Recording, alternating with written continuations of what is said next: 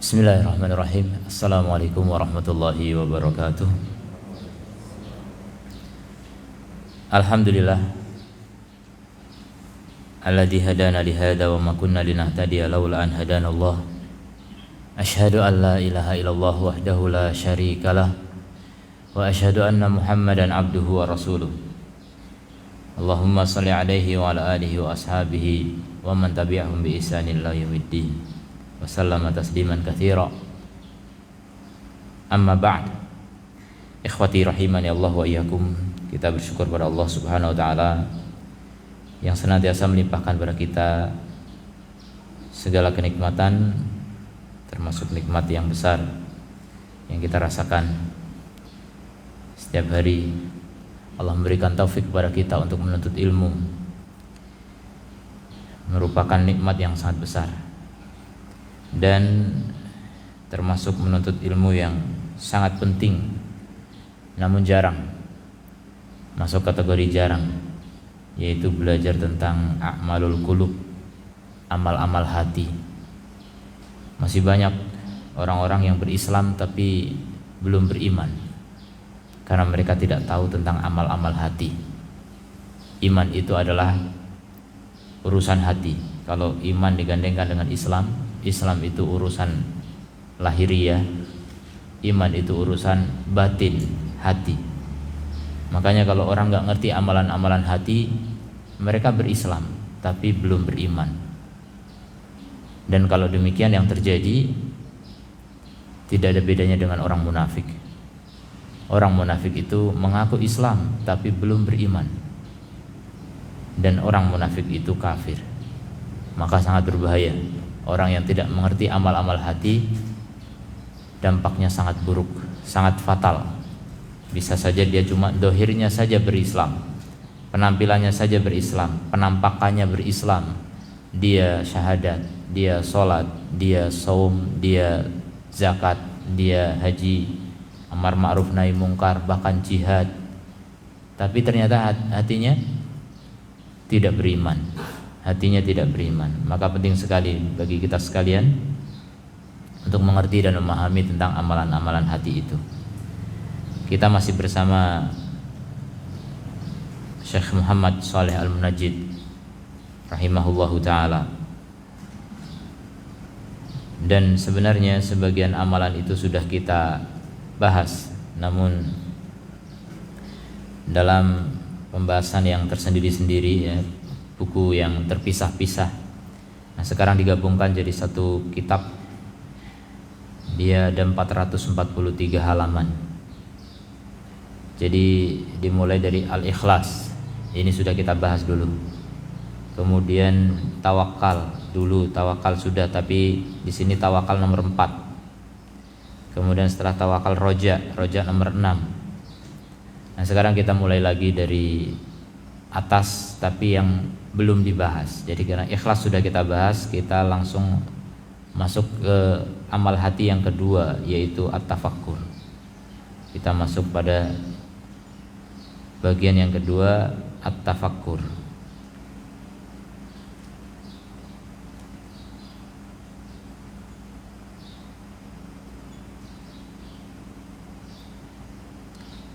Qala al-mu'allif rahimahullahu ta'ala,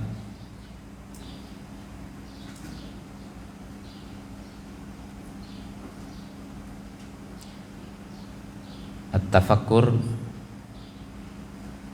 Muqaddimah. Alhamdulillahirabbil alamin, wassalatu wassalamu ala asyrafil anbiya'i wal mursalin, nabiyina Muhammadin wa ala alihi wa sahbihi ajma'in, amma ba'd. Fa inna tafakkura miftahul anwari. Sesungguhnya tafakkur merupakan kunci cahaya-cahaya. Tafakkur itu berfikir. Jadi berfikir itu merupakan kunci cahaya-cahaya. Wa mabda'ul absari, dan permulaan dari pandangan-pandangan hati. Wa adatul ulumi wal fuhumi, dan dia alat untuk meraih ilmu-ilmu dan pemahaman-pemahaman.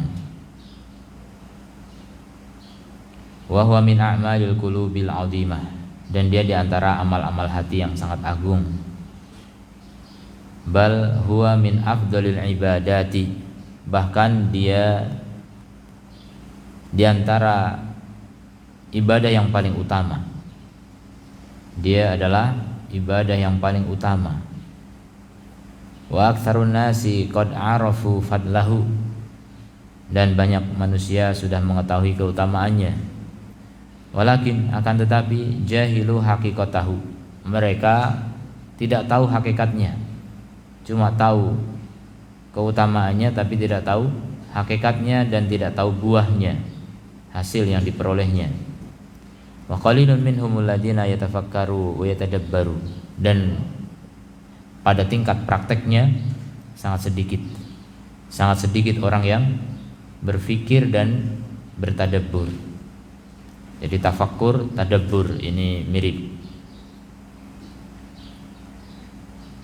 Seperti Abu Darda ketika istrinya ditanya apa ibadah yang paling diandalkan Abu Darda, kata istrinya at-tafakkur, berfikir. Jadi sekian banyak ibadah yang dilakukan oleh Abu Darda, seorang ahli ibadah, ya, sahabat yang ahli ibadah. Bayangan orang yang bertanya, ini ibadah apa yang paling diandalkan? Mungkin jihad atau dakwah atau apa? Ternyata tafakkur, berfikir. Nah, ini kecerdasan istrinya yang luar biasa, dia tahu mana ibadah yang paling diandalkan oleh suaminya. Jadi banyak berfikir, banyak merenung, banyak menggunakan akal untuk memahami Al-Quran, memahami As-Sunnah. Itu merupakan ibadah yang paling diandalkan oleh seorang ahli ibadah. Berarti ahli ibadah yang paling ahli ibadah justru ahli ilmu. Orang yang paling banyak menggunakan akalnya, orang yang paling banyak berfikir adalah ahli ilmu. Makanya a'badun nasi a'lamuhum, manusia yang paling ahli ibadah adalah yang paling berilmu. Justru orang berilmu, orang yang memiliki ilmu itu beribadah dengan hatinya. Kalau ubad, ahli ibadah, zuhad, ya, ahli zuhud, itu rata-rata ibadahnya pakai badan. Tapi kalau ahli ilmu, ibadahnya dengan hati dan badan. Makanya luar biasa. Makanya ibadah batin yang luar biasa di sini tempatkan nomor 2, ya. Setelah ikhlas. Setelah ikhlas, kita memperbanyak menggunakan akal. Kita gunakan akal kita untuk tafakkur, berfikir. Allah Subhanahu wa taala berfirman dalam surat Yusuf 105 dan 106, wa ka'ayyin min ayatin fis samawati wal ardi yamurruna 'alaiha, dan banyak dari ayat-ayat di langit maupun di bumi yang mereka melewatinya, wa hum anha mu'ridun, tapi mereka berpaling darinya, tidak memperhatikan, tidak mau memikirkan ayat-ayat itu. Ini kebanyakan manusia begitu. Wa ma yu'minu aktsaruhum billahi illa wa hum musyrikun. Maka akhirnya apa? Dampak ketika orang tidak mau berfikir dan tidaklah beriman kebanyakan mereka kepada Allah kecuali mereka juga musyrik. Beriman tapi musyrik. Ini beriman dalam rububiyah tapi musyrik dalam uluhiyah. Nah, hakikatnya tidak beriman. Orang kalau uluhiyahnya tidak beriman, percuma. Iman kepada rububiyah itu tidak ada gunanya tanpa dibarengi dengan iman kepada uluhiyah. Maka banyak orang-orang yang mengimani rububiyah Allah, bahkan iblis mengakui rububiyah Allah, tapi iblis tidak mau tunduk. Iblis tidak mau sujud, sekali sujud saja kepada Adam langsung dilaknat oleh Allah sampai hari kiamat, sampai akhir abadal abidin. Nah, itu gara-gara apa? Tidak mau mengimani uluhiyah, tidak melaksanakan perintah, tidak beribadah pada Allah semata. Memang mengakui Allah sebagai Rabb, mengakui Allah sebagai penciptanya, mengakui Allah sebagai pengatur segalanya, tapi tidak mau tunduk kepada perintahnya. Nah, itulah orang yang beriman tapi musyrik. Beriman tapi musyrik. Dan ini banyak sekali di antara manusia yang hidup bersama kita, yang mereka mengaku beriman, merasa beriman, tapi sejatinya wallahu a'lam, Allah yang lebih tahu tentang hakikat hatinya.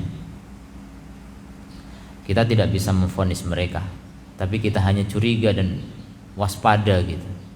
Kalau di zaman Nabi saja ada orang-orang munafik, maka bagaimana kiranya di zaman kita sekarang? Orang munafik itu artinya orang yang mengaku berislam di masa Nabi SAW, tapi sejatinya, hakikatnya mereka belum beriman. Mereka belum beriman. Ya, mereka hanya ngaku-ngaku sebagai orang Islam.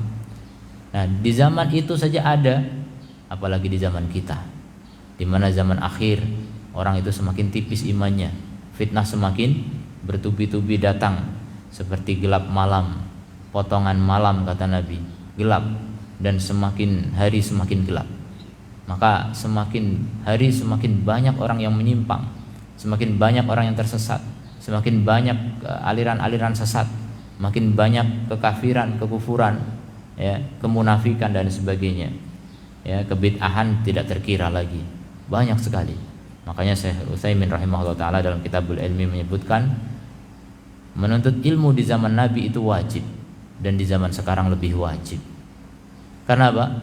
Karena begitu banyaknya kejahilan, begitu banyaknya orang-orang yang tidak tahu agama, begitu banyaknya orang-orang yang bodoh, tidak ngerti agama tapi berani berfatwa tentang agama. Ini banyak sekali di masa sekarang. Kemudian juga banyaknya orang-orang yang memperdebatkan perkara yang sudah final. Apa hukum jilbab? Udah jelas, kok dibahas? Nah, ini orang-orang yang sebenarnya ingin memperkeruh suasana, ya, ingin membuat syubhat di tengah masyarakat, ingin mengaburkan syariat, ya. Mereka ingin membuat bingung umat Islam gitu. Jadi akhirnya umat Islam terpecah belah. Umat Islam bergontok-gontokan hanya dalam masalah fikih, dalam masalah ibadah dan sebagainya. Yang itu sebenarnya sudah final, sudah fix, tidak perlu lagi dibahas. Yang perlu itu dipelajari, bukan dipertentangkan, bukan diperdebatkan. Nah, itulah orang-orang munafik yang ingin menghancurkan Islam dari dalam. Ini bahaya sekali. Keberadaan mereka tidak bisa diantisipasi kecuali dengan ilmu. Kemudian tersebarnya syubhat, masya Allah, di mana-mana, dan kemudian syahwat di mana-mana. Kalau orang tidak punya benteng ilmu, sudah otomatis terseret oleh arus. Arusnya begitu deras, seperti angin topan, ya, seperti tsunami. Siapa yang selamat darinya? Hampir-hampir tidak ada manusia yang selamat darinya. Maka kaum muslimin yang dirahmati oleh Allah, sungguh anugerah besar dari Allah Ta'ala ketika Allah memberikan kemudahan bagi kita untuk menuntut ilmu.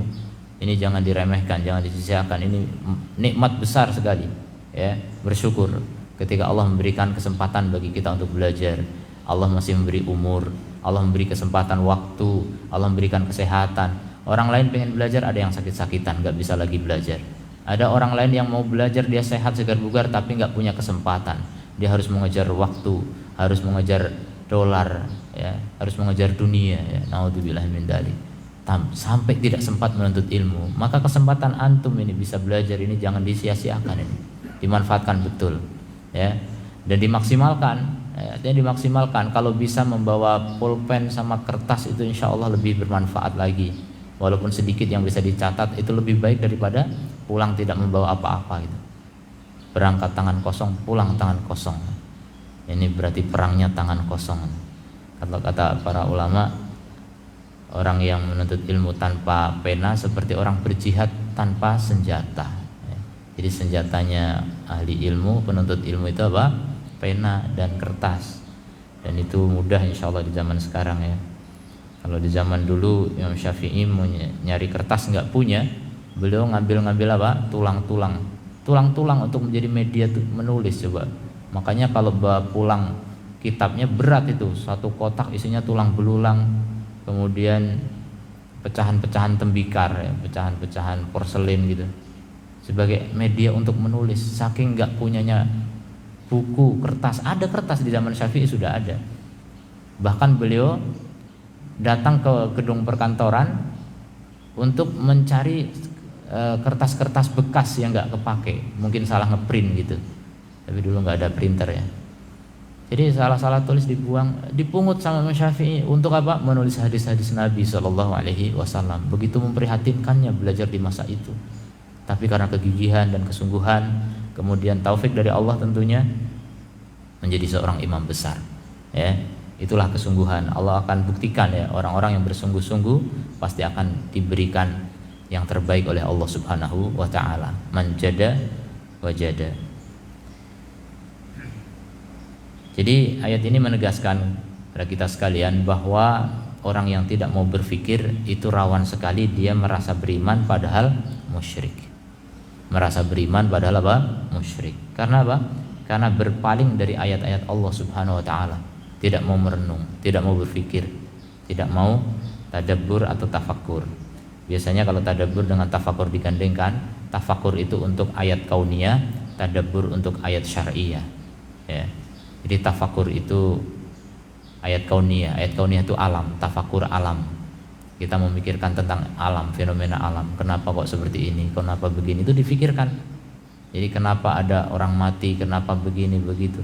Kenapa ada penyakit begini? Kenapa ada kejadian begini? Itu kejadian-kejadian kalau kita fikirkan akan menimbulkan apa?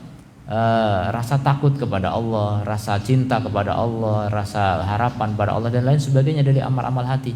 Makanya disebutkan tadi apa? Tafakkur itu merupakan miftahul anwar, kuncinya cahaya-cahaya. Jadi cahaya-cahaya akan masuk ke dalam hati kita dan dia mabdaul absor, pandangan-pandangan hati dimulai dari situ. Ya. Kita punya basirah. Basirah itu ilmu, pandangan hati. Itu dimulai dari apa? Dari tafakkur.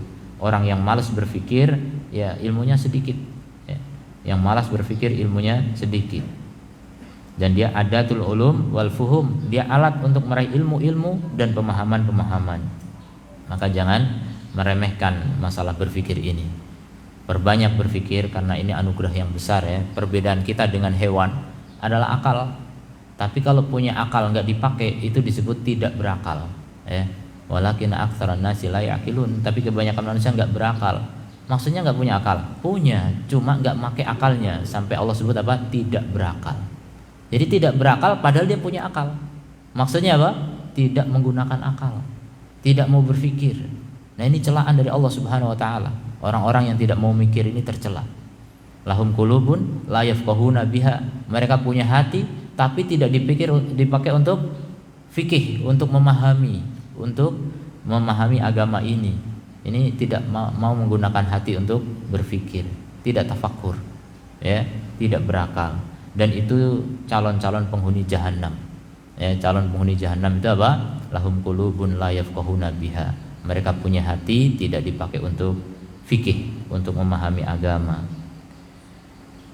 Wa inna asyrafal majalis, dan sesungguhnya majelis-majelis yang paling mulia, ya, majelis-majelis yang paling mulia. Majelis itu tempat duduknya orang-orang. Orang itu suka duduk-duduk, ngumpul-ngumpul.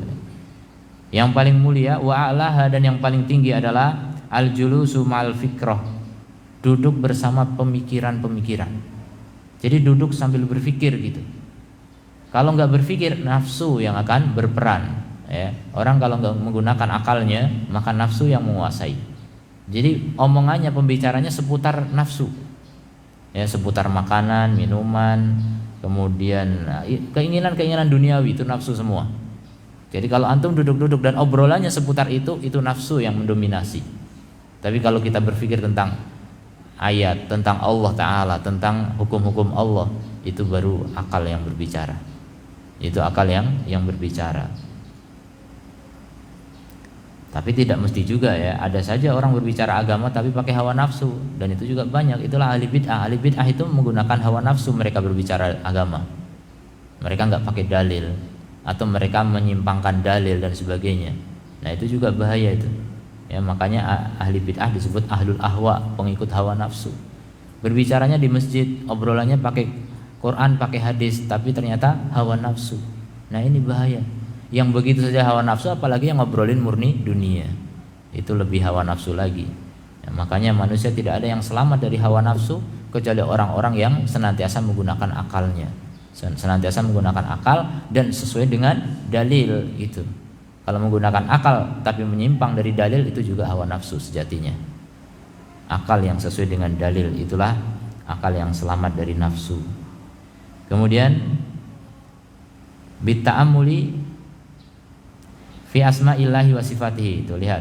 Jadi duduk-duduk bersama pikiran, maksudnya apa? Dengan memperhatikan, ta'ammul.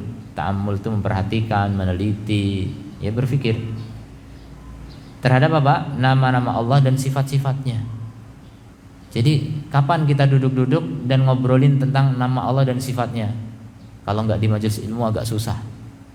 Di warung kopi gitu, hampir-hampir tidak ada. Paling banyak di warung kopi apa isinya? Politik. Itu bapak-bapak.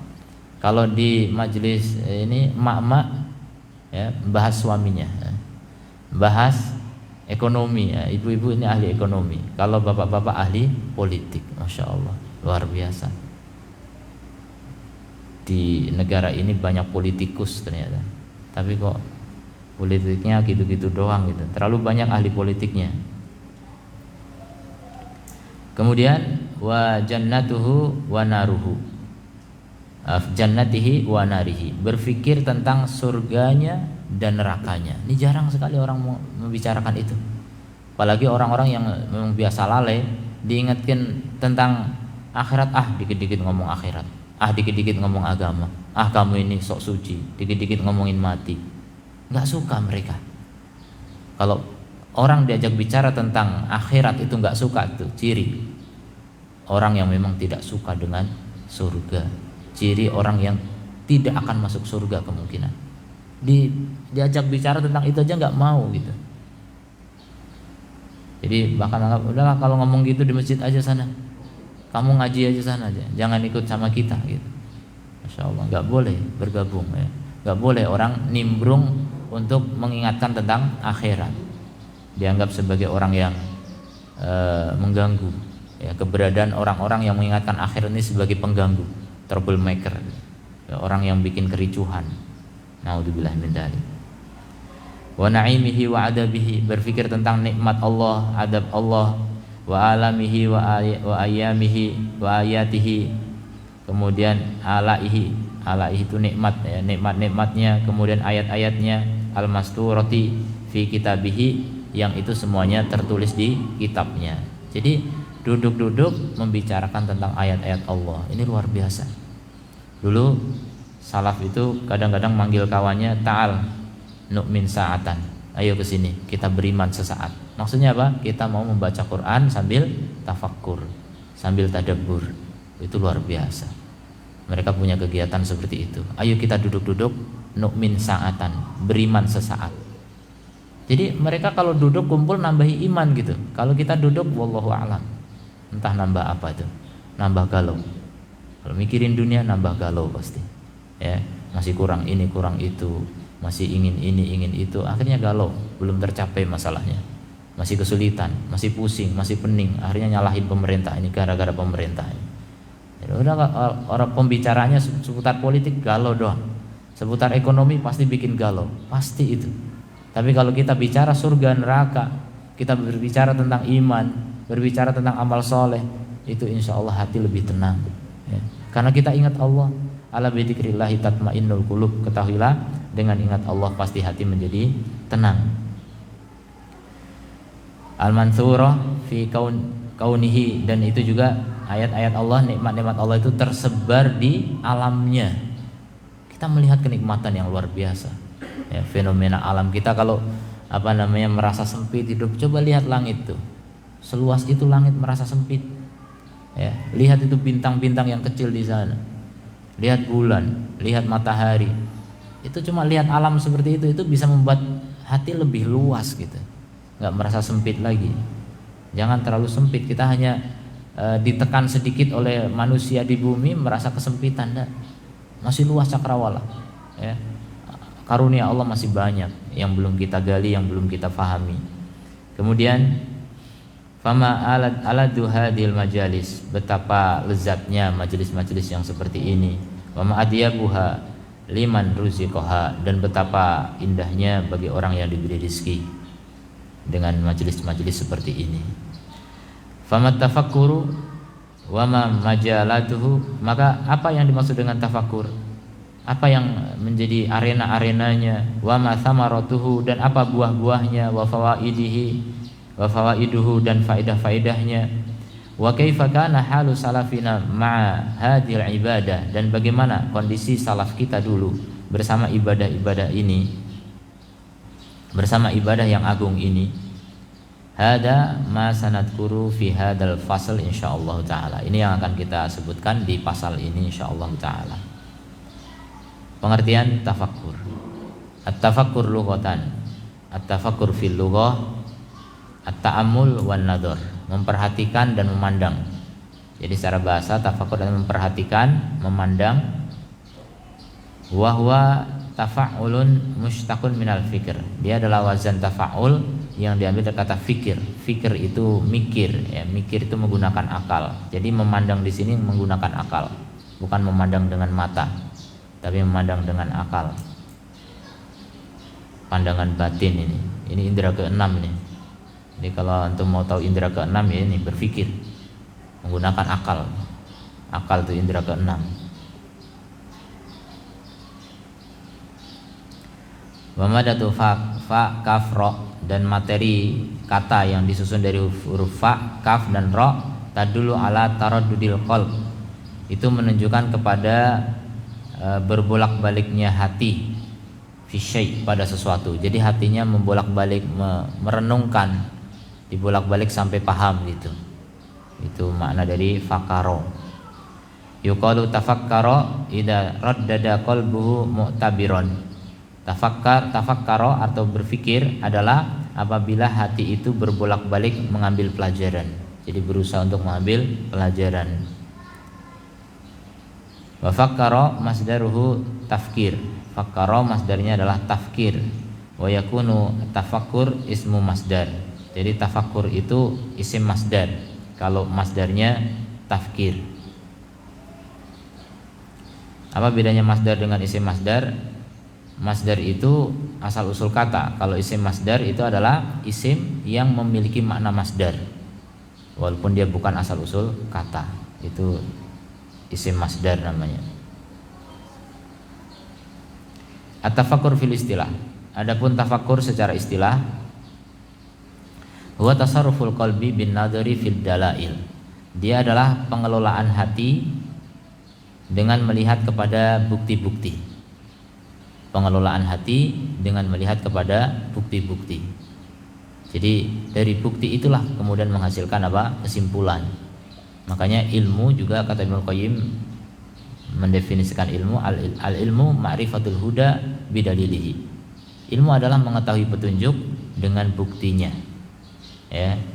Jadi kalau orang mengetahui sesuatu, meyakini sesuatu tapi nggak punya bukti, itu bukan ilmu. Itu bukan ilmu. Nah, maka diantara cara agar kita bisa menyimpulkan sesuatu dari bukti-bukti adalah dengan tafakkur. Bisa jadi orang sudah ditunjukkan ini buktinya, tapi karena nggak pakai pikirannya masih belum bisa memahami kesimpulannya.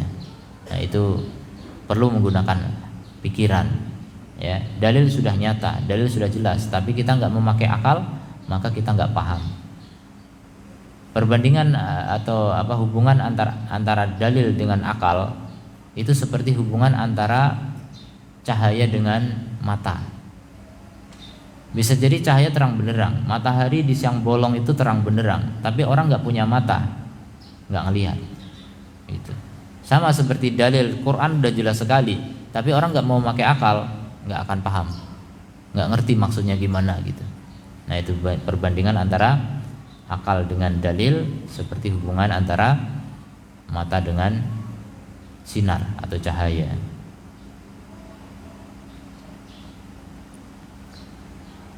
Wakila, dan ada juga yang mengatakan tafakkur adalah tasarruful qalbi fi talabi ma'anil asya.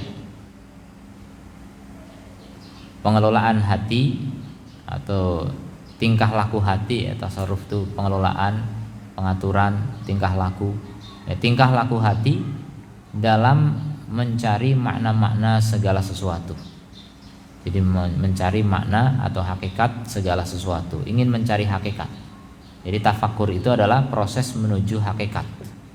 Kalau kita ingin mengetahui hakikat segala sesuatu, kita harus menggunakan akal kita. Kalau tanpa akal nggak bisa. Ya. Hawa nafsu tidak pernah menemukan hakikat sesuatu. Yang bisa menemukan hakikat sesuatu adalah akal dengan berpikir. Wa qala Thahir ibni Ashur rahimahullahu taala, beliau berkata, at-tafakkur jaulanul aql. Tafakur adalah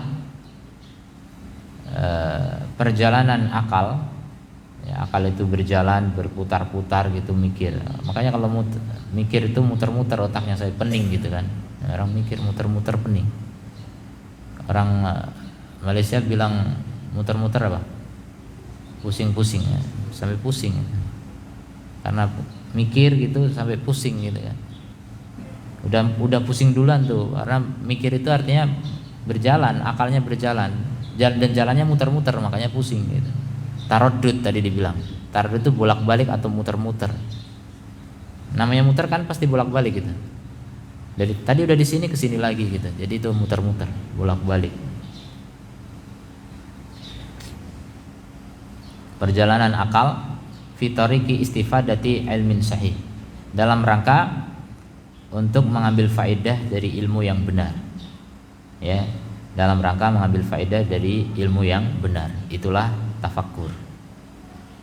Udah jelas ya definisinya ya. Intinya kalau bahasa kita ya mikir gitulah. Pokoknya tafakkur tuh mikir. Mikir tuh ya pakai akal. Nah, ini yang kemudian diperdebatkan oleh ulama. Akal itu di mana? Ada yang mengira akal itu di otak. Ini otak. Orang punya otak tapi belum tentu punya akal ya. Maksudnya akal ada, sebenarnya modal akal ada, tapi kalau nggak dipakai disebut tidak berakal. Apakah akal itu di otak? Akal itu sebuah benda atau sebuah makna? Yang disepakati Allah alam, akal itu makna bukan benda. Nah, bendanya di mana? Itu yang diperselisihkan. Apakah di otak atau di jantung? Bukan di hati ya, yang lebih tepat itu jantung. Pusat pengendali kita itu jantung. Ada yang mengatakan akal itu di otak. Soalnya kalau kita mikir pasti kepala yang pening. Ada juga yang mengatakan enggak, di jantung, karena ini pusat pengendali kita. Inilah pusat akal kita. Tapi akhirnya ada yang menyimpulkan enggak, gabungan antara keduanya. Jadi di mana? Di leher. Oh enggak. Ya entah di mananya, yang jelas di antara kedua itu gitu. Gabungan antara akal dengan otak dengan jantung. Itulah letak akal. Yang jelas itu perkara gaib ya, nggak ada dokter yang menemukan gitu, karena perkara gaib itu nggak bisa diteliti ya, susah. Gaib itu nggak bisa diteliti, murni mereka yang berpendapat di otak atau di jantung hanya memakai apa yang dirasakan sama dalil-dalil yang ada, dan dalil yang ada itu tidak sore ya, tidak menunjukkan akal di mana gitu, nggak ada ya. Tapi ayat ada yang menunjukkan gitu, lahum qulubun la yafqahuna biha, mereka punya jantung nggak dipakai untuk memahami ya, berarti itu letaknya akal tuh di situ, karena yang tempat memahami kan akal. Nah, ada yang berdalil, punya dalil ada, tapi sebagian lagi yang menguatkan pakai otak juga punya dalil juga. Jadi semuanya serba mungkin ya. Wallahu a'lam tentang hakikatnya, Allah yang Maha tahu. Kemudian tentang wajibnya tafakur. Jadi tafakur itu hukumnya apa? Wajib kalau jadi judulnya. Dari judulnya ini kita tahu bahwasanya tafakur itu wajib. Judulnya wajibnya tafakur. Wajibnya sholat, berarti sholat itu wajib. Berarti kalau orang nggak pernah mikir itu meninggalkan kewajiban. Gara-gara nggak pernah mikir, akhirnya menelantarkan kewajiban yang lain. Dia nggak pernah mikir tentang kebaikan orang tua, nggak pernah berbakti, akhirnya nggak pernah berpikir tentang akhirat, akhirnya nggak pernah persiapan untuk kehidupan akhirat. Nah, itulah dampak buruk dari tidak mikir. Orang kalau nggak mikir pasti buruk. Laqad dalat adilatun adidatun, dalil-dalil yang banyak telah menunjukkan ala wujubi tafakur, atas wajibnya tafakur. Jadi banyak sekali dalilnya ya, wajibnya tafakur atas siapa? Atas orang-orang yang beriman. Jadi walaupun sudah beriman tetap wajib tafakur. Apalagi orang yang belum beriman. Coba berpikir biar kalian bisa beriman gitu. Yang sudah beriman saja disuruh mikir lagi, biar apa? Lebih beriman lagi, lebih meningkatkan iman lagi, lebih menjaga iman lagi. Ya, karena subhat itu datang bisa jadi meruntuhkan iman. Iman menjadi tergerus, ya, iman menjadi berkurang. Itu gara-gara apa? Subhat-subhat yang ada. Makanya terus berpikir tentang ayat-ayat Allah. Ini penting sekali untuk menjaga keimanan kita. Sawaun kana hadza tafakkur fil ayat, Dan ini sama apakah tafakurnya itu di dalam ayat-ayat au fil makhluqat atau pada makhluk-makhluk. Jadi ayat berarti ayat-ayat syariah, kalau makhlukat berarti ayat-ayat kauniyah. Dua-duanya itulah tempat kita berpikir, ya. Yang kita pikirkan itu dua-duanya itu. Au fi anfusihim atau bahkan pada diri-diri mereka sendiri. Memikirkan diri kita sendiri. Wa fi anfusikum afala tubsirun. Dan pada diri kalian apakah kalian enggak memperhatikan? Kalian tidak melihat, kalian tidak berpikir pada diri kalian. Terdapat tanda-tanda kebesaran Allah Subhanahu wa taala. Nah, mikir diri itu termasuk makhluk, ya. Memikirkan makhluk sama sebenarnya. Au fi adabillahi wa iqabihi atau berpikir tentang adab Allah dan hukumannya. Nah, adab Allah dan hukumannya itu terdapat di ayat-ayat syariah. Ayat syariah itu mencakup Quran dan hadis, ya. Jadi kalau disebut ayat syariah itu hadis masuk. Jadi memikirkan ayat maupun hadis. Kita akan tahu adab dan hukuman Allah atau nikmat Allah itu di ayat dan hadis. Kalau di alam nggak bisa kita. Atau di alam pun bisa dengan perbandingan kias aulawi. Jadi misalnya kalau kita melihat orang dibakar api saja kepanasan, gimana neraka, nah itu. Tapi kita tahu neraka kan dari ayat syariah. Tanpa adanya Quran dan hadis kita nggak tahu neraka. Nah, setelah kita tahu dari ayat syariah, kita bandingkan dengan ayat kauniyah. Kalau neraka itu panas dan apinya itu 70 kali lipat daripada api dunia, maka kita tes coba dibakar di api dunia, udah kepanasan, nggak kuat kita. Kalau kita lihat kecelakaan hancur badan kayak gitu, itu baru kecelakaan dunia. Gimana dengan kecelakaan akhirat itu? Kalau kita menggunakan akal pasti akan mengambil pelajaran itu, akan mengambil itibar, ya. Kita akan menjadi orang yang betul-betul mempersiapkan diri untuk akhirat. Tapi kalau nggak mau mikir, nggak, cuma sedih aja, lihat kecelakaan sedih, galau, nangis, udah itu pakai perasaan doang itu, nggak pakai akal kadang-kadang orang melihatnya. Jadi semua kita itu melihat fenomena itu ada yang pakai akal, ada yang pakai perasaan. Kalau cuma pakai perasaan atau pakai hawa nafsu, nggak menyimpulkan sesuatu nanti. Cuma sedih aja gitu. Ya sedih doang, cuma dunia aja gitu. Nggak mikirin akhirat. Tapi kalau kita pakai akal, kita akan sambung kepada akhirat. Kita nyambung ke neraka. Kalau kita melihat kesulitan hidup, bencana alam dan sebagainya, langsung nyambungnya ke neraka. Ini nggak ada apa-apanya dibanding neraka. Langsung selesai itu masalah. Langsung reda kesedihan itu, ya. Nggak terlalu sedih banget. Jadi nggak berlebihan dalam menanggapi dunia. Dunia itu sepele gitu. Kalau kita membandingkan dengan akhirat. Kemudian kalau dapat nikmat juga nggak jingkrak-jingkrak gitu. Nggak terlalu senang, nggak terlalu girang mendapatkan nikmat. Kenapa? Nikmat akhirat lebih tinggi. Nikmat agama lebih besar. Kalau cuma dapat duit, cuma dapat, apalagi cuma dapat pujian gitu, nggak bikin bangga. Kalau kita menggunakan akal. Apa sih artinya sebuah pujian? Apa sih artinya sebuah like, ya, comment and share dan sebagainya? Itu diburu manusia nih hari ini. Hari ini yang begitu-begitu diburu manusia. Orang pengen terkenal semua. Ya, zaman dulu kalau mau terkenal harus jadi artis ibu kota. Sekarang nggak usah jadi artis ibu kota, jadi artis medsos tertentu gitu. Ada artis Instagram, ada artis Facebook, artis apa itu. Jadi bisa terkenal dari situ. Orang semuanya nyari itu sekarang, masya Allah. Jadi itu kurang berpikir, ya. Orang yang kurang mikir, untuk apa sih kayak gitu? Coba dipikir, direnungkan lagi. Kamu kalau terkenal terus kenapa gitu? Memangnya kalau terkenal terus dicintai Allah gitu? Kalau terkenal masuk surga gitu? Nggak ada hubungannya. Dan orang kalau mau mikir serius, hidupnya itu indah sekali. Kalau mau marah, coba mikir dulu. Marah ini untuk apa? Diridhoi Allah atau tidak? Coba pikir. Pas mikir-mikir gitu kan nggak jadi marah kan? Nggak jadi marah. Karena dia mikir dulu. Luar biasa. Mau perang itu mikir dulu. Ini perang bela siapa? Bela suku, bangsa, bela kehormatan, atau bela agama? Ini harus dipikirkan matang-matang, ya. Jangan sampai pengen mati syahid malah mati sangit, mati gosong. Nggak ada gunanya, ya. Makanya berpikir, ya, segala sesuatu difikirkan agar kita tidak rugi di kemudian hari. Itu perbedaan akal dengan nafsu, ya. Kalau nafsu itu melihatnya sekarang, gimana rasanya? Nah, itu nafsu. Kalau orang suka nanya gitu, gimana rasanya? Nah, itu nanyain nafsu itu. Kalau akal, gimana akibatnya? Itu akal. Jadi kalau antum melakukan sesuatu berpikir nanti gimana, dampaknya bagaimana, jangka pendek, jangka menengah, jangka panjang, terutama akhirat. Antum berpikir ke sana, itulah akal. Tapi kalau nggak mikir dampak, itulah nafsu. Coba lihat kegiatan antum semua. Apa yang antum pikirkan? Kalau mikir sekarang yang penting enak, yang penting happy, itu nafsu. Kalau kita berpikir nanti kemudian habis ini gimana, itu akal. Ya. Walaupun ada yang akalnya masih pendek, hanya sebatas jangka pendek mikirnya, jangka menengah, belum sampai akhirat, belum sampai surga neraka, itu masih pendek. Maka orang-orang yang akalnya panjang, orang-orang yang cerdas, itu cirinya apa? Berpikir jangka panjang, bisa menjangkau, menembus, bahkan ya menembus dunia sampai keluar dari dunia, sampai ke alam barzakh, sampai ke akhirat. Itu orang-orang yang panjang akal, yang cerdas. Makanya al-qayyisu, orang cerdas itu apa? Mandana nafsahu lima ba'dal maut.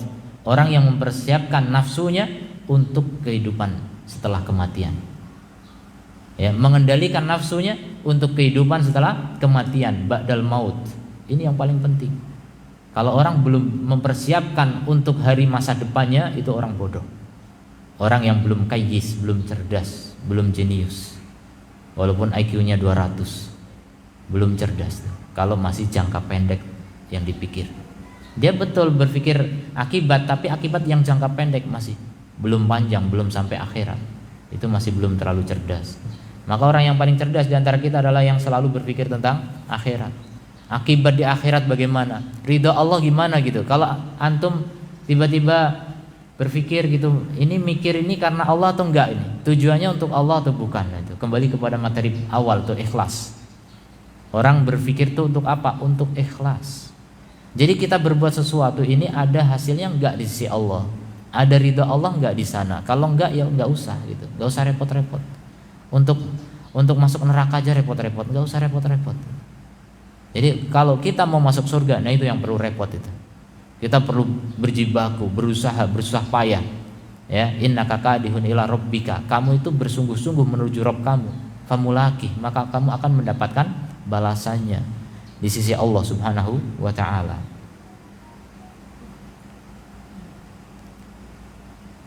Au fi rahmatihi wa jannatihi, atau berpikir tentang rahmat Allah dan surganya.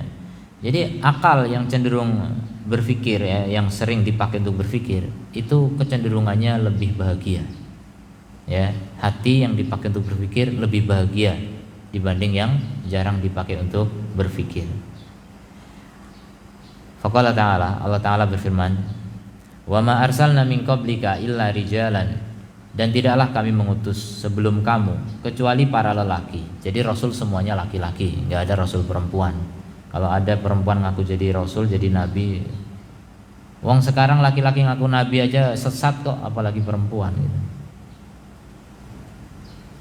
Nuhi ilaihim, yang kami wahyukan kepada mereka, fas'alu ahla dzikri in kuntum la ta'lamun. Tanya kepada ahli dzikir jika kalian tidak tahu. Jadi dulu sudah Allah utus rasul-rasul. Tanya kepada ahli dzikir. Ahli dzikir di sini dalam konteks ayat ini adalah ahli kitab. Tanya kepada ahli kitab. Kalau kalian tidak tahu. Mereka ahli kitab sudah tahu dulu ada para rasul. Para rasul yang sudah diutus oleh Allah Subhanahu wa taala. Bil bayyinati waz zubur. Mereka membawa keterangan-keterangan dan zubur, kitab-kitab. Wa anzalna ilaika dzikra, dan kami turunkan kepadamu ad-dzikra. Ad-dzikra di sini Al-Qur'an. Untuk apa? Litubayyina lin-nasi ma nuzzila ilaihim, agar kamu menjelaskan kepada manusia apa yang diturunkan kepada mereka. Wala'allahum yatafakkarun, dan agar mereka berpikir. Ya. Target dan tujuan dari diturunkan kitab dan diutus rasul untuk apa? Berpikir. Maka orang-orang yang bisa beriman adalah orang yang berpikir. Orang yang gak mau mikir gagal beriman, menjadi penentang rasul, menjadi penentang kitab langit, menjadi orang-orang kafir wal'iyadzubillah, atau menjadi munafik, pura-pura beriman tapi sejatinya masih kafir karena melihat keamanan. Kalau menampakkan kekafirannya kurang aman, akhirnya ngaku beriman. Itu orang-orang munafik. Jadi manusia itu begitu. Kalau kurang berpikir gagal beriman. Ya, makanya berpikirlah. Teruslah berpikir agar iman itu meningkat. Iman itu bertambah. Sekali kita merenungkan ayat akan bertambah iman, itu pasti itu. Makanya apa? Ciri-ciri orang beriman, innamal mu'minuna alladzina idza dzukirallahu wajilat qulubuhum. Ciri-ciri orang beriman itu kalau disebut Allah maka gemetar hati mereka. Wa idza tuliyat ayatihi zadathum imana. Kalau dibacakan ayat-ayatnya bertambah keimanannya. Cuma dibaca? Enggak, dibaca dan dia renungkan. Dan dia fikirkan, dia fahami, pasti akan bertambah imannya. Sekedar dibaca kadang-kadang enggak berpengaruh. Apalagi dibaca Quran dan kita main-main, kita ngobrolin yang lain, enggak bakal tambah iman tuh, bisa malah tambah dosa. Sengaja ada suara murotal di setel kita malah ngobrol, itu bisa berdosa ya. Dan terus murotalnya di masjid gimana? Ya antum matikan, bukan wewenang antum. Nah itu yang repot ya. Jadi memang orang itu kadang-kadang bikin orang dosa itu gampang ya. Itu nyetel murotal, kemudian orang malah bersendaguro padahal sedang diperdengarkan Al-Quran, itu bisa berdosa itu. Ya, meremehkan Al-Quran itu dosa ya. Naudzubillah min dzalik. Kemudian fadalatil ayah, maka ayat ini menunjukkan ala anna inzalid dzikr, bahwa penurunan adzikra alladzi huwal Quran, yang di sini maksudnya adalah Al-Quran, adalah apa? Innama kana li ajli, adalah dalam rangka agar an yatafakkarun nasu, manusia berpikir. Berpikir apa? Fi hadzal dzikra al-munazzal, memikirkan dzikir yang diturunkan ini Al-Quran. Jadi agar kita mau memikirkan Al-Quran. Jangan sampai Quran itu diturunkan dan kita nggak mau memikirkan Quran. Apa bedanya dengan orang kafir? Apa bedanya? Dulu orang kafir turunkan ayat itu nggak mau dengar, bahkan mereka tutup telinga, khawatir khawatir terpengaruh, karena dibilang sama tokoh-tokoh mereka, awas itu Muhammad itu tukang sihir, jangan kamu dengar. Kalau kamu dengar nanti kena pelet kamu. Gitu, mereka ketakutan. Nah, orang yang nggak mau memikirkan Al-Quran mirip dengan orang-orang kafir itu.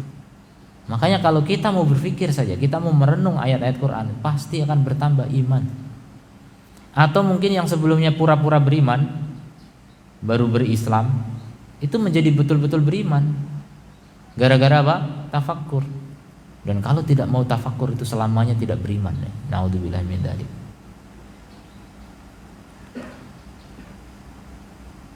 Wa athnallahu fi kitabihil aziz, kemudian Allah juga memuji di dalam kitabnya yang perkasa, ala ibadihi al-mutafakkirin. Allah memuji hamba-hambanya yang suka berfikir. Allah berfirman dalam surat Ali Imran ayat 190 192. Inna fi khalqis samawati wal ardi, sesungguhnya dalam penciptaan langit dan bumi, wa ikhtilafil laili wan nahari, dan pergantian siang dan malam, malam dan siang, la ayatin, benar-benar terdapat ayat-ayat. Ayat itu maksudnya yang menunjukkan Allah gitu. Ayat itu artinya tanda, dan tanda itu artinya menunjukkan kepada Allah Ta'ala. Bagi siapa? Dalam penciptaan langit bumi dan pergantian siang malam itu terdapat tanda. Bagi siapa? Li ulil albab, bagi orang yang punya lub, punya akal. Ya, bagi orang yang punya akal, maksudnya menggunakan akalnya. Cirinya bagaimana orang yang punya akal itu? Alladzina yadhkurunallaha qiyaman, itu orang-orang yang senantiasa ingat Allah dalam keadaan berdiri, baik berdiri dalam sholat maupun berdiri saat antri, berdiri apapun, berdiri ingat Allah. Wa qu'udan, di saat duduk dalam sholat maupun duduk di luar sholat, dimanapun, saat duduk ingat Allah. Bahkan wa ala junubihim, dan di atas pembaringannya, dia berbaring pun masih ingat Allah. Kemudian setelah ingat Allah apa? Wa yatafakkaruna fi khalqis samawati wal ard, dan mereka berfikir, mau memikirkan dalam penciptaan langit dan bumi. Kenapa Allah ciptakan langit begini? Kenapa bumi seperti ini? Dan perinciannya yang ada makhluk-makhluk di situ semuanya. Luar biasa ya. Kalau antum ingin berpikir tentang langit dan seisinya, silahkan, itu banyak ilmu pengetahuan yang menjelaskan tentang antariksa itu. Luar biasa, takjub kita dengan keajaiban makhluk Allah Subhanahu wa taala. Luar biasa. Makanya di tepi Masjid Nabawi itu ada museum. Museum apa? Yang biasa umrah. Museum apa, Pak? Pernah masuk? Lupa namanya museum apa? Museum apa yang ingat? Di pinggir Masjid Nabawi, Madinah, ada museum. Museum apa? Apa? Apa benar, Pak? Oh, makam Baqi. Ingatnya makam. Ya, di makam bisa berpikir juga. Ini di museum juga untuk berpikir itu. Museum Asmaul Husna. Museum nama-nama Allah yang indah. Tapi isinya di situ ada planet-planet, ada bintang-bintang, ada antariksa ditampakkan di situ. Takjub kita melihat itu. Jadi ada semua rata-rata benda langit digambarkan bulat ya. Cahaya bulat itu. Terang. Itu kita kira yang paling besar itu matahari. Ternyata itu bintang lain. Ada yang jauh berlipat-lipat dari matahari. Matahari kecil satu titik. Ini yang bintang itu besar sekali. Contoh, kita mau memikirkan itu saja tuh, takjub dengan alam semesta ini. Begitu dahsyatnya, begitu besarnya alam ini. Itu sudah cukup sangat cukup untuk membuat kita berpikir tentang keagungan Allah gitu. Tentang keagungan Allah. Rasul juga begitu menggambarkan bagaimana besarnya Allah. Rasul perbandingkan ya antara hubungan langit dengan kursi Allah, itu hanya seperti kepingan duit di dalam tameng, itu kursi Allah lebih besar. Terus kursi dibanding arsy, kursi itu hanya seperti cincin yang dilemparkan di padang pasir. Itu arsy Allah. Begitu jauh perbandingannya. Dan arsy Allah itu hanya makhluk dan Allahu Akbar, Allah lebih besar lagi. Coba, luar biasa kebesaran Allah Ta'ala. Nah itu contoh ya. Kita kalau ingin kenal Allah, diantaranya berpikir tentang makhluk Allah, terutama makhluk-makhluk antariksa itu. Dan jangan salah juga, makhluk yang mikro, yang kecil-kecil pun bisa membuat kita merenung tentang Allah. Bagaimana ada makhluk sekecil ini kok bisa hidup gitu? Kok bisa hidup gitu? Nah itu contoh bagaimana Allah memberikan nyawa, Allah memberikan rizki kepada makhluk-makhluk kecil itu semuanya. Itu keajaiban ya. Semua tentang alam ini kalau kita mau merenung itu banyak keajaiban. Dulu ada biasa videonya Harun Yahya, tapi Harun Yahya ini penganut aliran sesat ya. Akidahnya jangan diikuti. Artinya beliau banyak video-video yang menceritakan tentang keajaiban alam. Nah, itu bisa dipakai untuk berpikir, masya Allah. Makhluk Allah saja luar biasa. Bagaimana dengan penciptanya?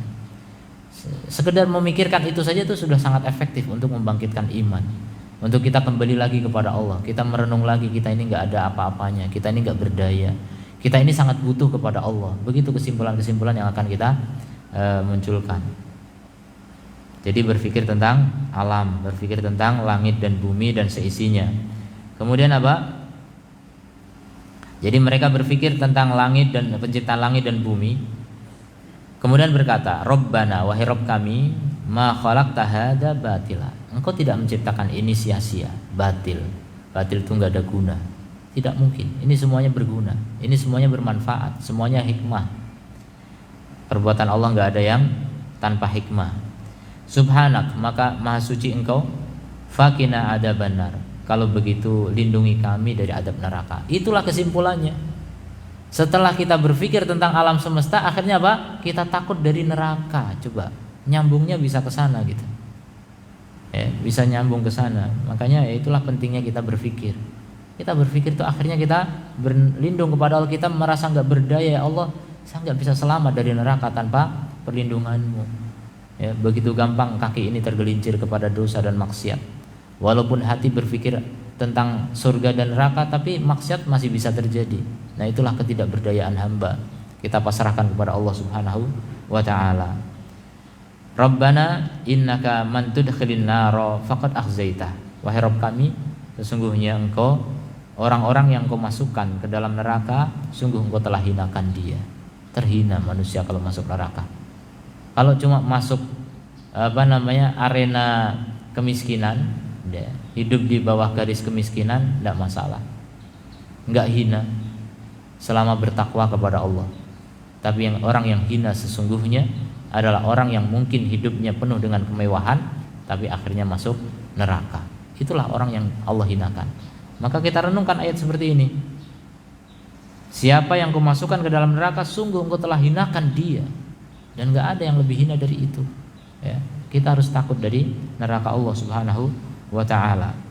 Wa ma lidzalimina min ansar, dan tidak ada bagi orang-orang yang zalim itu seorang penolong pun. Artinya kalau sudah masuk neraka gak ada yang nolong. Nah, ini orang-orang yang kafir, yang tidak punya iman. Kalau orang mati tidak punya iman, dia masuk neraka dan gak bisa ditolong lagi, gak ada kesempatan lagi untuk bahagia. Naudzubillah min dzalik. Qala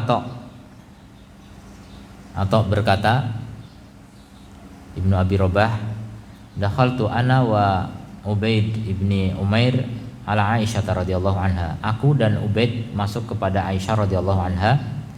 Qala Ibnu Umair, maka Ubaid berkata, akhbirina bi ajabi syai' ra'aitihi min Rasulillah sallallahu alaihi wasallam. Beritahu kepada kami perkara yang paling ajaib yang kamu lihat dari Rasulullah sallallahu alaihi wasallam. Ini lihat, orang dulu belajarnya begitu, ingin tahu apa yang memang mereka nggak lihat. Siapa yang paling tahu kondisi Rasulullah ketika di rumah? Ya, istrinya. Nah, itulah pentingnya istri Rasul yang tahu seluk-beluk kehidupan Rasul di dalam rumahnya. Akhirnya menjadi ilmu yang sangat berharga bagi kita sekalian, karena seluruh gerak-gerik Rasulullah itu menjadi ilmu. Qala fasakatat, maka Aisyah pun terdiam. Tsumma qalat, kemudian beliau berkata, ngapain diam? Ngapain diam? Mikir kan? Orang kalau mikir itu diam dulu. Itu mikir, tanda mikir. Orang begini itu tanda mikir, atau tanda ngantuk juga bisa. Jadi ya nggak mesti mikir juga, ngantuk juga begitu. Jadi berpikir. Itu kalau nunduk bisa ngantuk. Tapi kalau orang mikir macam-macam ya, ada melihat ke atas. Ngapain tuh? Mikir ya. Atau lagi lihat burung ya, bisa macam-macam. Lihat ke atas pun nggak semuanya mikir. Tapi biasanya kalau orang sambil diem itu sambil mikir memang. Lihat burung pun bisa sambil mikir. Lihat pesawat bisa sambil mikir. Nah, itu semua ini makhluk Allah, boleh kita pikirkan, silakan dipikirkan, ya. Melihat alam semesta itu dipikirkan agar kita mengambil ibrah, mengambil pelajaran. Maka beliau diam kemudian berkata, lamma kana lailatan minal layali, ketika beliau berada di suatu malam, qala, beliau berkata, dari ini ata'abbadu lailata di Rabbi, biarkan aku beribadah malam ini untuk Rabbku. Jadi begitu ya, seorang suami mau ibadah, biarkan aku, bukan izinkan aku. Kalau ke istri nggak perlu izin, biarkan. Istri cuma ngasih tahu ya kalau ke istri. Tapi kalau istri ke suami itu minta izin. Kalau suami ke istri bukan minta izin, cuma pemberitahuan saja. Biarkan aku malam ini mau beribadah kepada Rabbku. Qalat, maka Aisyah berkata, wallahi inni la uhibbu qurbak, demi Allah aku ingin dekat denganmu. Jadi Aisyah belum siap ditinggalkan Rasul untuk beribadah. Aku ingin dekat denganmu. Wa uhibbu ma sarraka, dan aku ingin wallahi inni la uhibbu qurbak, demi Allah aku ingin dekat denganmu. Maksudnya dekat itu dekat hati, bukan dekat badan ya. Ingin dekat secara hati. Kamu beribadah, yang penting aku bisa dekat di hatimu. Wa uhibbu ma sarraka, dan aku menyukai apa yang menyenangkanmu. Kalau kamu senang ibadah, ya aku juga suka. Itu masalah. Ini istri solehah begitu. Qalat faqama fatatahhara, maka Rasul pun berdiri kemudian bersuci. Tsumma qama yusalli, kemudian berdiri salat. Qalat, kata Aisyah, falam yazal yabki, terus menerus Rasulullah menangis, hatta balla hijrahu, sampai basah pangkuannya. Qalat, kata Aisyah, tsumma baka, kemudian belum menangis lagi, falam yazal yabki, dan terus menangis, hatta balla lihyatahu, sampai basah jenggotnya. Qalat, tsumma baka, kemudian belum menangis, falam yazal yabki, dan terus menerus menangis, hatta ballal ard, sampai basah tanah di bawahnya. Masya Allah. Dan yang seperti ini diikuti oleh para salaf dulu. Para salaf bisa mengikuti seperti itu. Hidupnya penuh dengan tangisan. Malam hari seperti ruhbanul lail, ya, rahib-rahib ahlu kitab dulu itu ahli ibadah yang penuh dengan tangisan hidup mereka. Mereka punya kuil-kuil, tempat untuk menyepi, kemudian menangis di sana. Itu Allah puji rahib-rahib zaman dulu yang ahli-ahli ibadah. Dan sahabat digambarkan begitu, malam seperti ruhban, para rahib, tapi kalau siang seperti singa kelaparan berjihad. Tuh lihat, malamnya lembut, siangnya bisa garang, singa kelaparan. Itu luar biasa, perbedaan karakter yang luar biasa, ya. Kemudian faja'a Bilal yu'adzin bisalah. Kemudian datang Bilal untuk mengadani salat subuh. Fama ra'ahu yabki qala. Maka tidaklah Bilal melihat Rasulullah menangis, kemudian dia berkata, "Ya Rasulullah, lima tabki?" Wahai Rasulullah, kenapa engkau menangis? Wa qad ghafarallahu laka ma taqaddama wa ma ta'akhkhar. Padahal Allah sudah mengampuni dosamu yang dulu maupun yang belakangan, yang belum terjadi. Qala, kata Rasul, afala akuna abdan syakura, tidak bolehkah aku menjadi hamba yang bersyukur? Laqad nazalat alayya lailah, sungguh telah turun kepadaku malam ini ayatun, satu ayat.